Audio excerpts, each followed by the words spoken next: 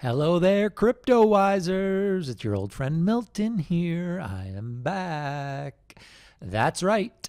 In the newly revamped Cryptowise channel, this is our third video back, third in less than a week. I told you guys I'm back, okay?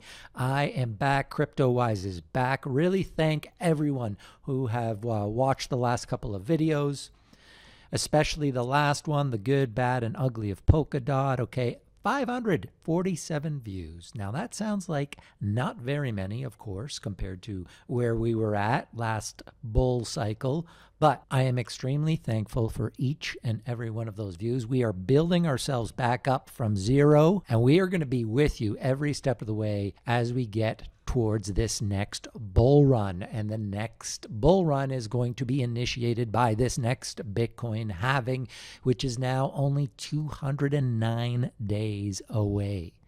209 days away. We got to focus. We got to stay focused. And yep, you've probably guessed it already. I am flying solo again. No Marv, okay? Marv is not back yet. He is threatening to come back next week. I talked to him. Marv is threatening to come back next week. We should do a Twitter poll. Do you want Marv to come back or not? Okay? I'm going to do this on X/Twitter. Do I let Marv back on the channel? Or should we fly solo this whole bull run? I'm going to have it on Twitter, and you let me know. Speaking of Twitter/X, make sure you're following us at Cryptowise, guys. I'm on there almost every day now. I'm going to be putting a lot of content straight onto X through the next few months or so. Really interested in kind of what Elon's doing there from a content creator perspective. So make sure you're following us there at Cryptowise, guys. All right, guys, let's jump right into crypto talk. That's what we do here at Cryptowise. We talk crypto, everything crypto. All right, this is the topic du jour. Obviously, yesterday, this was big kind of news, and we saw a big dump in the markets yesterday that has fully rallied, at least in terms of Bitcoin. But yesterday, we were kind of ho-hum around 26,200, and then we went all the way down below 25,000. And a lot of talk was about this FTX estate. Okay, so FTX, as we all know, went bankrupt, and this week we're going to find out if they get permission to start selling the crypto that they have on hand, and they got a lot of crypto, and mostly they have Solana. Okay, so the FTX estate controls $1.1 billion of Solana. They've got a bunch of other coins. So these are the coins here that most people, that they have the most of, at least. You see Solana here, boom. I mean, they have 16% of the market cap held of Solana is held on FTX. So let's just go over this quickly. In a recent Monday court filing, a stakeholder update showcases the premier digital assets held by the estate. As of August 31, 2023, these liquid tokens have a combined value of $3.4 billion. Additionally, the update showcases nearly $200 million in Bahamian real estate. Sol emerges as the dominant asset in FTX's portfolio. As of September 11th, 2023, with Sol's market cap standing at $7.24 billion, FTX's slice is significant at 16%, equating to $1.16 billion. That is $1.16 billion of Sol. It also includes $560 million of BTC, $192 million of ETH, $137 million in Aptos, not good, $120 million in USDT, doesn't matter, $119 million in XRP, $49 million in BIT, $46 million STG, $41 million WBTC. All right, but these are the guys that are going to be hurting the most. Solana, of course, Aptos, and they actually, it's not here, but they do also have a lot of Dogecoin. So Ryan Selkis on Twitter said, we just posted a quick overview of the assets to keep an eye on and which are experiencing the highest stress or potential forced selling in advance of the potential FTX liquidations on Wednesday. That is tomorrow, the 13th. That is when we expect them to be able to start selling this stuff. And this is a great little chart that Ryan put together here because it basically compares the amount of the token that FTX has versus 7-day trading volume of that token. And as we see here, Solana at 81%, Aptos at 74%, and then you've got Doge, TRX, and also Matic in terms of what FTX owns versus trading volume could be a substantial selling pressure on these tokens. Now, that's not the whole story, of course, and a lot of people have been talking about this. They can't just, dump all of it all at once, nor would they want to. Now, we know that FTX has teamed up with Galaxy Digital, Mike Novogratz company, and they're probably going to be the ones in charge of selling all these assets for them. Mike Novogratz, he's one of the great crypto guys, one of the first traditional finance guys to get into crypto. He's not dumb. He's going to do this in the smartest way possible to get the most value back for the shareholders or the creditors.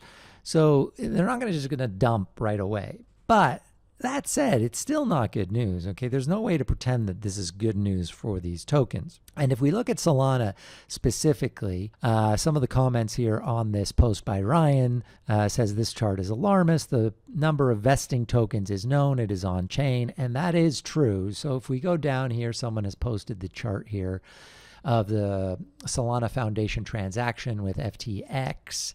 So a lot of the Solana tokens are vested. They're on a linear monthly unlock. So every month they get more of their Solana unlocked, and they'll be able to sell that every month if they want. And that goes from 2022. So it's already started, which also means that they do have, since the bankruptcy was almost a year ago, they're going to have almost a year full of unlocked tokens that they can dump, if not more, because if FTX didn't sell from beginning of January 2022, which I don't think they did, you're going to be looking at almost 2 years worth of SOL that they can sell right away if they want to. Now, this linear vesting unlock goes to 2028. So that's going to take us, that's many, many years, obviously, down the road, and it's going to take us all the way through the next cycle. So look, is it better than if they could just dump 16% of the Solana supply right off the bat? Of course, yeah. I think if that were to happen, then you would see Solana take a huge dump now. And would they be able to recoup? Yeah, but maybe it would take longer. Maybe they over the next bull cycle wouldn't really be able to do much. But also knowing that Solana is going to potentially, and not just potentially, I mean realistically, they're going to be selling this Solana over the next few years as fast as they can, as long as they can keep the value up. So we know that there is going to be selling pressure against Solana over the next few years. So look, it's not great news. And if we look at the Solana price here, it's at just under $18 because it did really dump yesterday. We saw a lot of sell pressure, went from over $20 7 days ago, and just yesterday, or on the 10th, so late on the 10th, it was still over $19, and it went all the way down to about $17.50, and it's kind of climbing back up, but obviously, this was not great news for Solana, and it's something to keep in mind. Now, what is this doing to me in terms of my strategy with Solana? I'm not changing my strategy based on this. I still think Solana is one of the best crypto projects out there because it got hit so hard last year, really over the, we saw it really had one of the biggest pumps. I mean, it really was the token of the last cycle, in my opinion. It went from nothing all the way over to $250 a token. To me, it was the token of the last bull run. And it's taken the biggest beating because a lot of that had to do with the fact that FTX was the exchange of the last bull run, and they were huge Solana supporters. Sam Bankman-Fried was pushing Solana, which really pushed the price up to huge heights, and it's been coming down since, all the way up from $250 down to $18 is not great.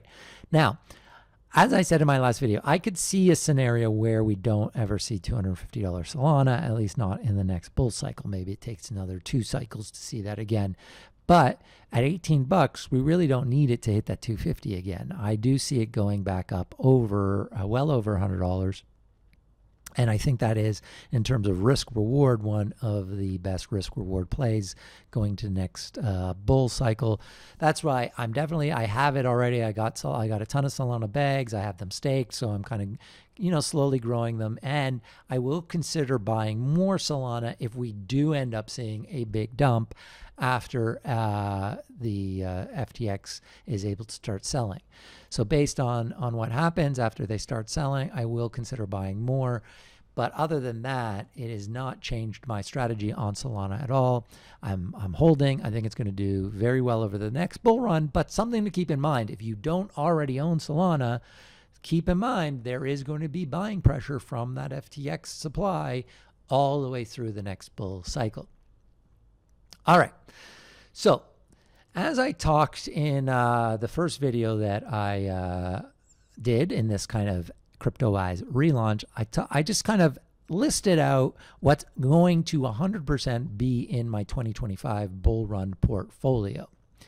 Now, if you are here and you have survived this long and you're watching this video, if you're one of the 500 or so people who watched my last video, then look, you're fine, okay? We have gone through the wars.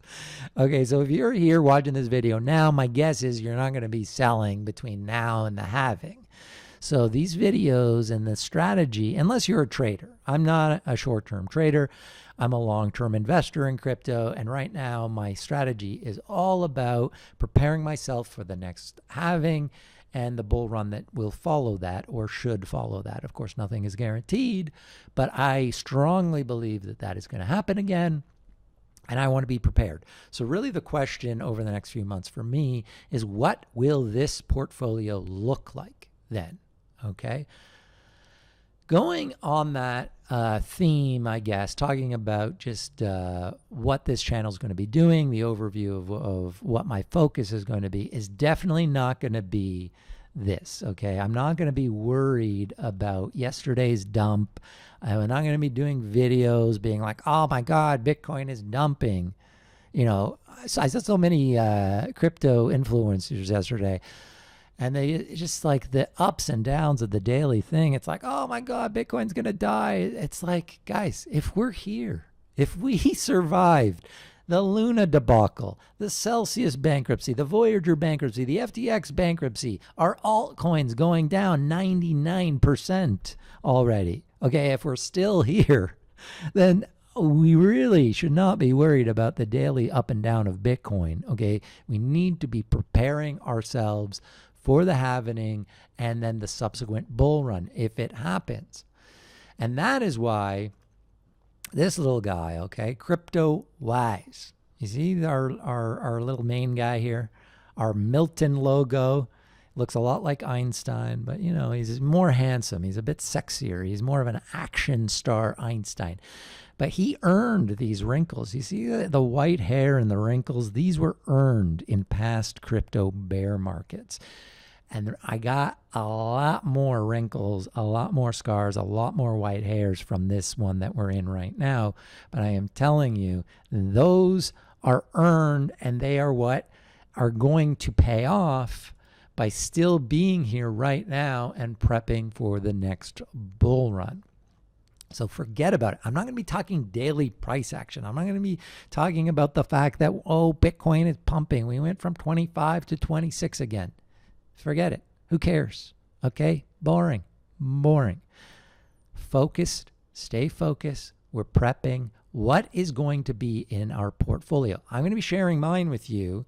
Yours is hopefully going to be different because you're going to be doing your own research, because none of this is financial advice. I'm just here to talk crypto with you. I'm going to be sharing what I'm doing. And part of today, what I want to talk about is what I'm considering in terms of ETH layer 2s. Okay, so there's really only 4 right now that I'm interested in. There will be new ones coming up. And as I said, a lot of the projects that will be in my 2025 bull run portfolio are going to be new projects, because that's what we saw last time. Every cycle, the best tokens, the biggest gains are in the new tokens. But from a risk perspective, a lot of the projects that went through the ups and downs already, they might not have that kind of potential upside, but they've got way less risk. And these layer twos, even though a lot of them are new, I'm seriously looking at them. So look, Polygon, as I told you, that's already in there. Polygon is already, I got my bags, and I'm going to be stocking up on more throughout the next few months. So Polygon's on there. The question for me is, what do I do with these other layer twos? Do I just bet everything on Polygon and forget about Optimism, Arbitrum, ImmutibleX? Or do I take all four of them, do a little basket? Or do I think that there are going to be one or two winners out of these four? And so this is the question that I'm going to be asking myself. We haven't talked a lot about ETH layer 2s on Cryptowise, so I thought today I'd spend a little bit of time just looking at them, because this news came out. Optimism has flipped Arbitrum in terms of market cap. And honestly, as someone who does not pay super close attention to either of these things, these are a bit like, twins in my mind. Optimism, Arbitrum, I'm kind of like, what is the difference anyway? And how am I going to decide if I'm going to invest in one or both of them? But anyway, let's have a look at this. Interesting though, because they did, this is the first time that Optimism has flipped Arbitrum in terms of market cap since they launched, and it does seem to have the momentum. So let's just have a look at this and see what the reason might be.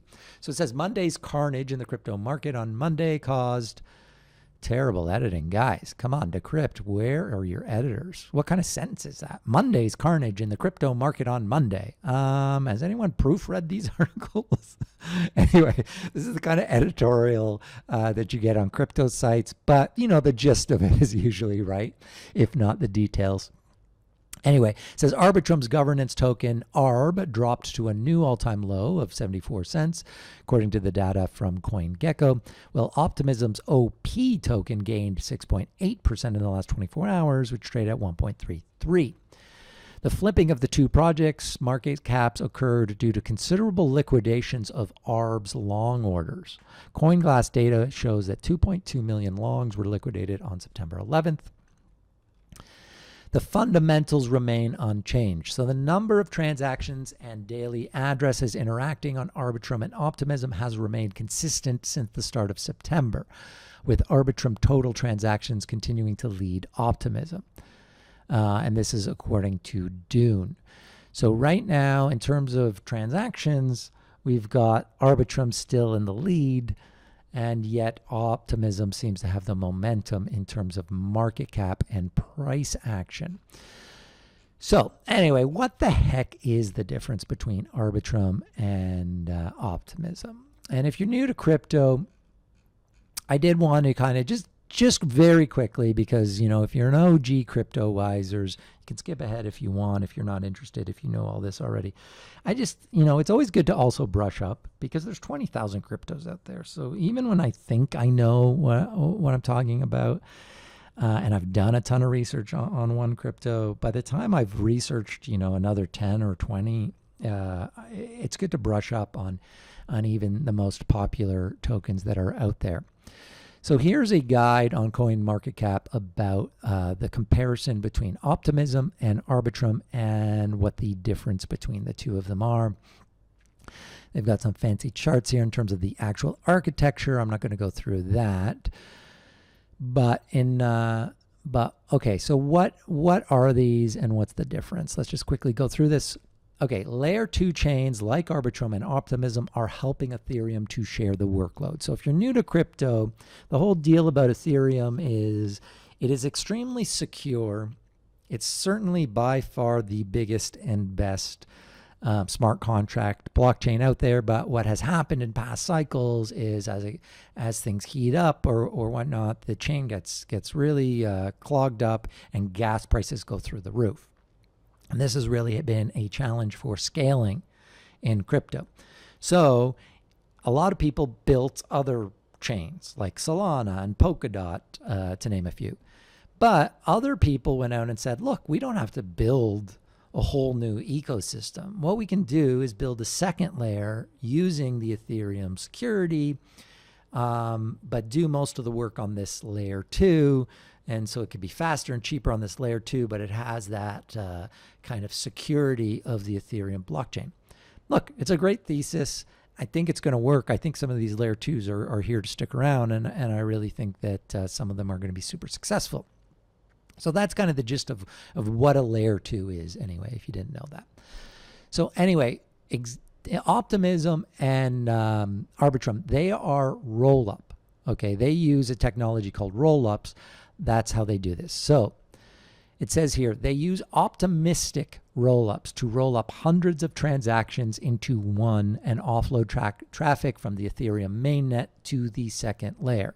This reduces the network load for the first layer and allows for faster transaction processing and cheaper fees by doing the bulk of the computation on the layer 2 chain. Basically exactly what I just said. Optimistic roll-ups derive their name from the optimistic assumption that all transaction data is valid when aggregated into batches for verification on the layer 1 chain. Both chains use fraud proofs, which you can imagine as tests for the validity of that data. Because these roll-ups are trustless, transaction finality is instant, and the blockchains produce a much higher throughput than Ethereum. The trade-off is that there is a 7-day challenge window for verifiers to challenge the validity submitted to those transactions. There's also a so-called sequencer which orders the transactions before they are submitted to the layer 1. Okay, so the main technical difference between the two chains is that Optimism uses single-round fraud proofs, while Arbitrum uses multi-round fraud proofs.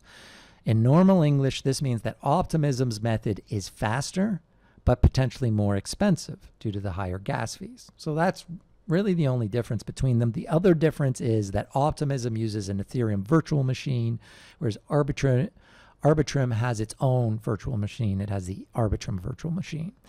This means that Optimism's programming language is limited to Solidity, which is the Ethereum programming language. So in a nutshell, that is the difference between Optimism and Arbitrum. And as mentioned by that article, we see here that Optimism has just flipped the market cap here of Arbitrum, but they're like so close. It's actually amazing that these two layer 2s do very similar things, launched very closely after one another, and that their market cap is so similar.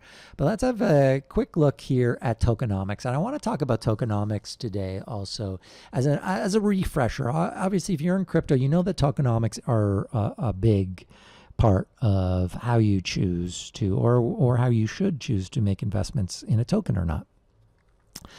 And the one thing I wanted to mention about just what's going to be interesting this bull cycle that we didn't really deal with last cycle, in terms of all the main tokens that came out kind of between 2020 and now. A lot of those had, early investors, team tokens and stuff that are vesting. The way that I talked about those FTX tokens, for the Solana FTX tokens, are vesting, so every month they get some. Over the last few years, that's been happening for a lot of these tokens. So what's going to be really interesting to look at, one of the things I'm going to be really focused on is what's the circulating supply?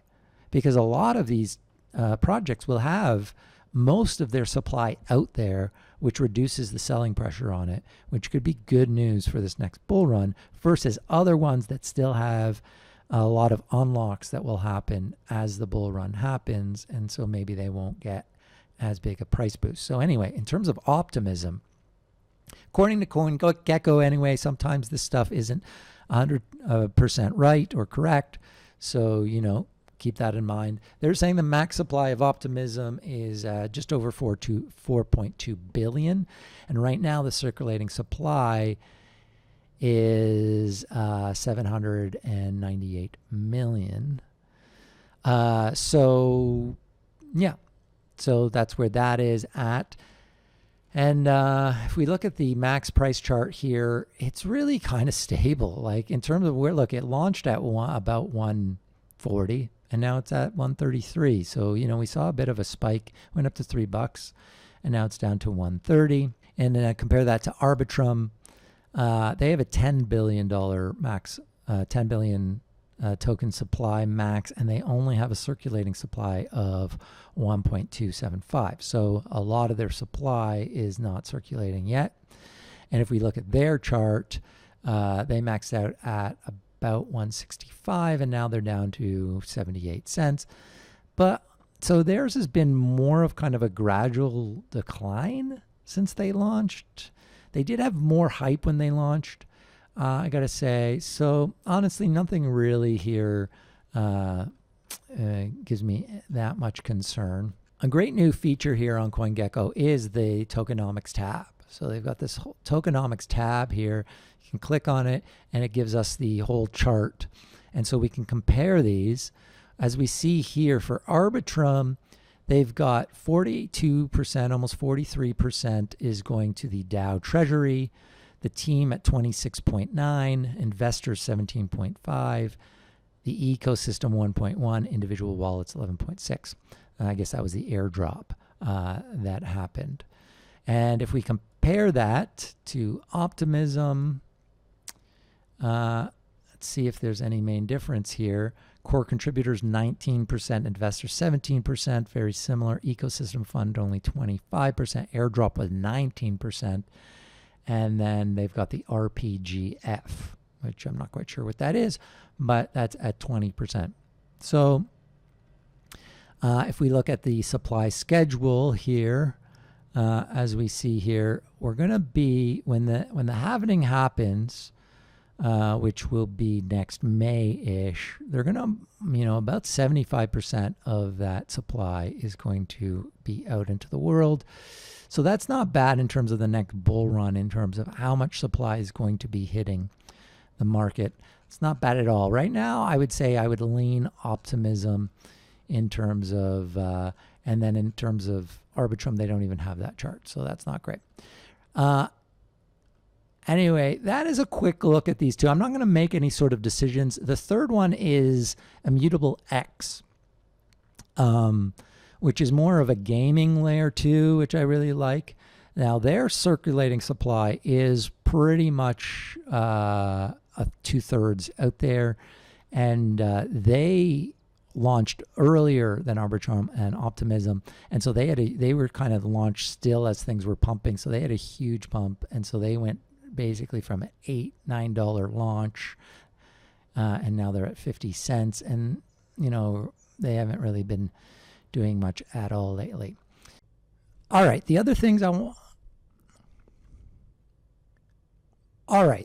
I'd like to look at here, obviously for a layer 1 or a layer 2, any of the networks, is the TVL. So I'm on DeFi Llama here. Just go to the chains and we can look at all the different chains. So if we look at Arbitrum is at 1.65 billion in TVL. Optimism only 643 million. Immutable, probably not even on here because it's more of a game. It's all for games. So not worried about TVL for them. Now, Optimism and Arbitrum, DeFi is really their main thing at this point. So TVL is fairly important. But if we look at Arbitrum, if we go in and look at the top dApps here, GMX is by far their top deck, is their derivatives exchange, and that counts for 415 million of the TVL. And they aren't on Optimism. So that's kind of one of the big things, is just the one main dApp there accounts for a large chunk of what this difference is. They both have Uniswap and Aave, and all the other main Ethereum DeFi platforms will be on both of them. So again, hard to make a decision based on TVL for either of these. Anyway, I just wanted to have a quick look at those layer 2s and let you know that they are in consideration for my 2025 bull run portfolio. Polygon is a lock, so now it is a decision for me. Am I going to add some Optimism? Am I going to add some Arbitrum? Am I going to add some ImmutibleX? Or do I do a basket of all three, just divvy it up? Honestly, truth is, if we do get the bull run we think we're going to get in the next cycle, I would not be surprised if there's not much of a difference in terms of the upside to all three of these. Like if the whole market goes up, I imagine these three will kind of move up with the market.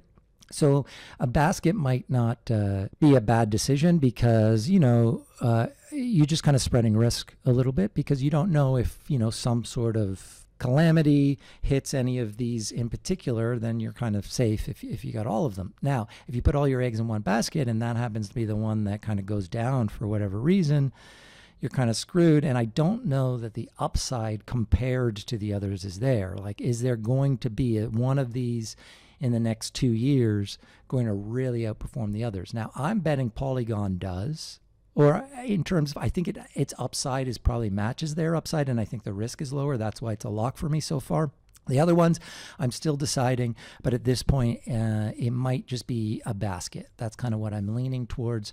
I don't see any one thing that really separates them. Now, if I'm going a little bit more risky, I would skip Optimism and Arbitrum. They kind of cancel each other out, and I would go ImmutibleX because I do think gaming is going to be huge in the next cycle. I do want to hear from you guys though. What are you guys doing layer 2 wise?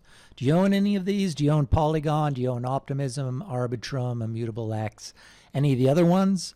I mean, you got Scale and Loopring, which were at one point promising. Cartesi is still there. We got the ZK roll-ups coming up. The snarks are coming also. So there's going to be some other ones to talk about for sure. But right now, let me know. Do you own Polygon, Optimism, Arbitrum, or ImmutibleX? If so, why? If you like one of those way better than the other ones, why do you like that one in particular?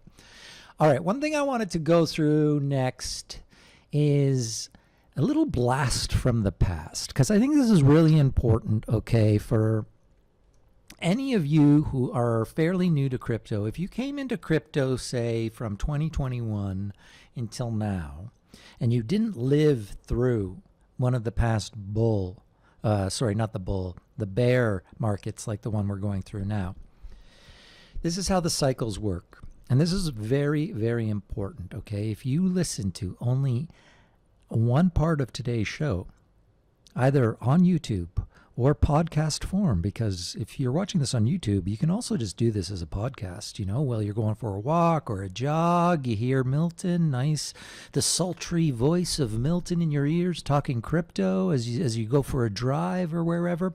That's right, you can find Cryptowise as a podcast. But why this is so important, okay, and why it's so important that you're in crypto right now, okay, and thank yourself for being in now and not waiting until next year to get in, is the early pumps that can happen before the major pump.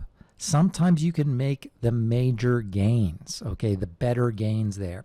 So I wanted to have a look today at the Chainlink chart, okay, Chainlink, blue chipper. It's in my 2025 bull run portfolio. It's a blue chip crypto. It really was the one that led the last bull run.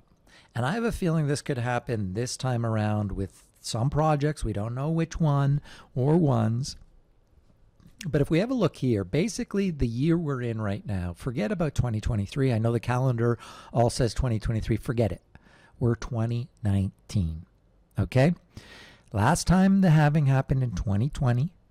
Next one's happened 2024. We're the year before the halving. We're 2019. So if we look at 2019, where Chainlink was, kind of in the, if we look where we're now, we're September. So in September, it was down at around, $1.60. Okay?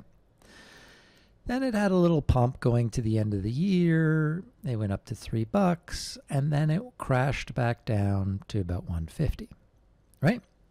Okay, and then this is in 19.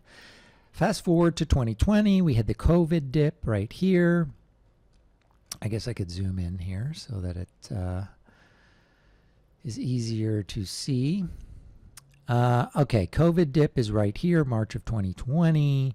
and we fall all the way down to $1.74.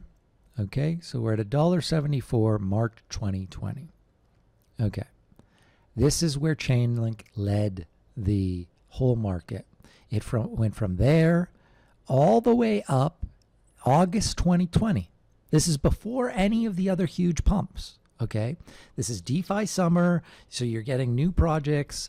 This is right before Uniswap's about to do their airdrop.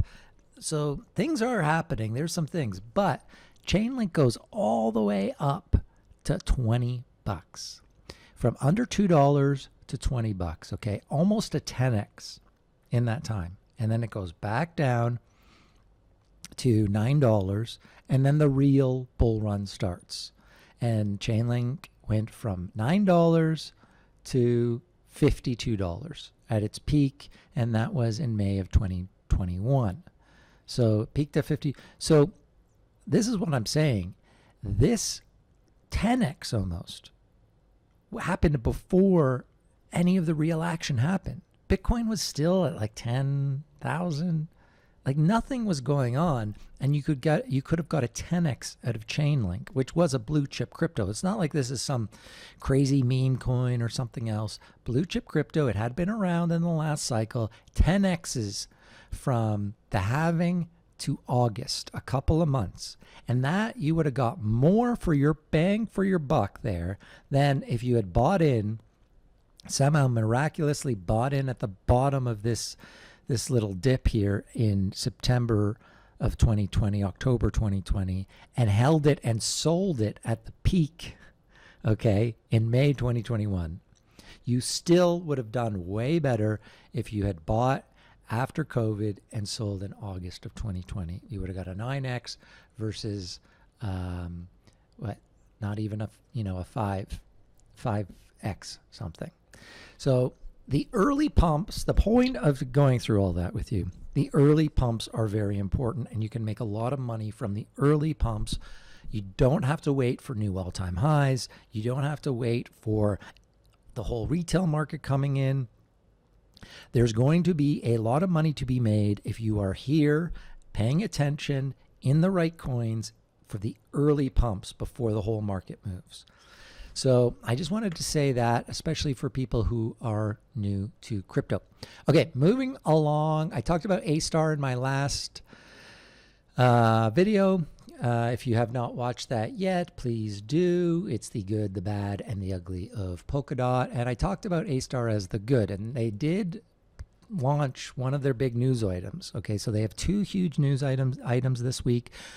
One is Astar Supernova, they're calling it, which is basically the new future of Astar. But they came out with this very interesting news here. Basically, a partnership with Sony Network Communications and Startail Labs. So who's Startail Labs? Well, Startail Labs is the company that essentially runs Astar. It's Sota Watanabe's company, his blockchain company, and they launched Astar. And so essentially, you could say this is really good news for Astar. And if we look at the partnership, here it is, the press release. Sony Network Communications and Startail Labs form joint venture to build a blockchain. So they are together going to build a blockchain for Sony. It's going to get Sony into the Web3 world. Look, I've been talking about this on Twitter and X. I don't love it. Okay, hear me out. Amazing for Web3, amazing for mass adoption, I imagine.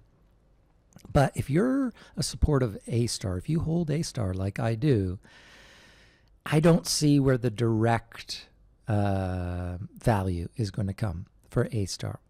I actually see it splitting the focus of Sota and the team. I'm open to be proven wrong here. I get that this is really good for adoption in Web3, but this does concern me.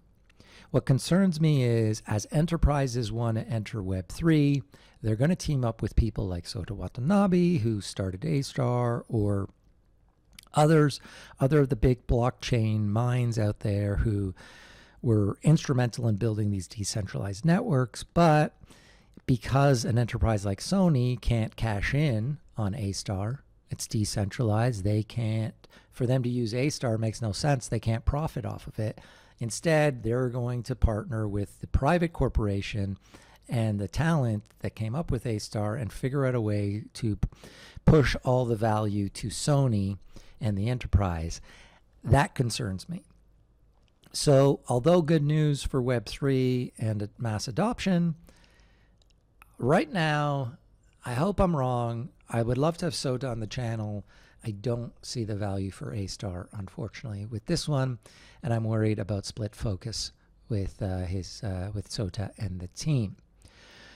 All right, lastly, last bit of news I want to talk about another MetaMask piece here. MetaMask they're coming out with some interesting stuff. MetaMask is, in my opinion, still the best wallet in crypto. Now, I think I personally enjoy Phantom a bit better, which is one of the Solana wallets, but gotta love MetaMask. Most people in crypto still use MetaMask. You can pretty much put a lot of the different networks use it through MetaMask, but it's mainly an Ethereum wallet. That's how it started. Anyway, today marks a major milestone for MetaMask. We are launching MetaMask Snaps open beta, the first step towards our journey to create a fully permissionless ecosystem with MetaMask. So what does this mean? It's a bit like ChatGPT plugins. I don't know if you use ChatGPT. If you do and you use the plugins, it's kind of like that idea. Basically, they're letting anyone build on top of MetaMask to be able to create different features for MetaMask. Right now, it's still in beta form, so they're being careful with it before they fully launch it. But these are the ones they announced. So together, right now, they're having third-party people audit these snaps. The MetaMask team is auditing them. So it's a bit safer right now. Eventually, I guess anyone's going to be able to build these. So that's going to be a bit scary in terms of like allowing these snaps to, work with your wallet. But right now, if you want to play around with the beta, you can. I'm not going to do it, but I am very interested in this. Like basically, it's going to allow all networks to use MetaMask. As you can see, the snaps that so far they've kind of launched here for beta mode. You got Algorand, Sui, Solana, Partisia. So you've got Cosmos. A lot of the networks that aren't on MetaMask right now are going to be able to use these snaps to basically be able to say, yeah, you can use MetaMask for any network, basically. A couple of ones that stood out for me were threat intel, so protecting yourself from hacking, spamming, and phishing with a timely risk intelligence right before you approve the transaction. That can be useful because obviously there's so much scamming going on in crypto. If you had a extra layer of protection before you signed a smart contract with your MetaMask, that would be really good. And then another one, which I think is very interesting, is the Shapeshift multi-chain snap. So Shapeshift is a company, I could be wrong about this, but I don't think I am. They're basically using the Thor chain tech to be cross-chain. So Shapeshift multi-chain snap involves your wallet to support 11 chains in one snap. So instead of having all the different networks, you could use this Shapeshift to trade Bitcoin for Binance Chain Coin or Ethereum or one for one without having to bridge them. That's the great thing about Thorchain. And basically that would be Shapeshift bringing Thorchain essentially to MetaMask. So that would be very cool. Anyway, I think this is huge. It's going to be huge. And also great just for interoperability and for this idea maybe that everyone will just need one wallet, and that could be MetaMask. So I thought that was a very, very cool news. Anyways, guys, that's it for me for today. Hope you enjoyed today's episode. If you did, please take a second, like it, subscribe to the channel, help people find us. We're starting from scratch, guys. We're the little guy again. Cryptowise is just a little guy trying to climb up the big crypto content ladder. And so we're starting from scratch. So it really helps us. If you could like and subscribe, that would be huge for us, because I want to start doing interviews on the channel again. And, you know, most people don't like to go on channels that have no views. So it'd be great for us to attract kind of the top minds in crypto again, for us to get our subscribers up and our views up again. That would be awesome. All right, guys. Thanks again for watching. Until next time, I'm Milton saying over and out.